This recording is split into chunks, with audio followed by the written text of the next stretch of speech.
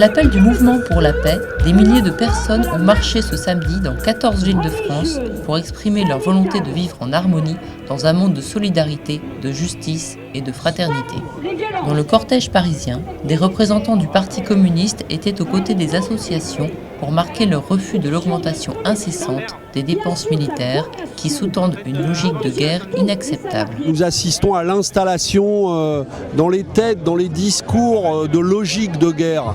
On veut précipiter les gens les uns contre les autres, les diviser, les isoler. Il est urgent que ensemble, avec les forces les plus larges possibles, nous reprenions le chemin d'une très grande mobilisation pacifiste. On se targue chaque année, chaque mois presque, de vendre des armes de guerre, notamment à l'Arabie Saoudite, qui vont bombarder ensuite des civils, notamment au Yémen. Quel est votre sentiment là-dessus? Est-ce qu'on peut avoir un discours de paix et vendre des armes?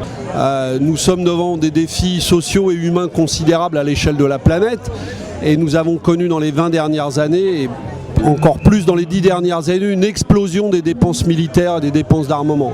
Et il y a un peu partout dans le monde une reprise de l'escalade, et la France participe malheureusement à cela. Donc la question de l'arrêt de la course aux armements, de l'arrêt du commerce des armes tel qu'il est pratiqué aujourd'hui, la question de notre désengagement de l'OTAN, doivent devenir des questions centrales du mouvement pacifiste.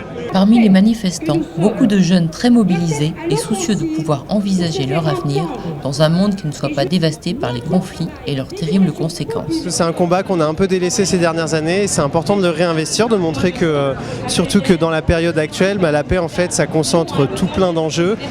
La crise des réfugiés, c'est à cause de la guerre, le terrorisme, l'émergence de Daesh, etc. Tout ça, on voit qu'en fait c'est la conséquence de la déstabilisation par la guerre de toute une région.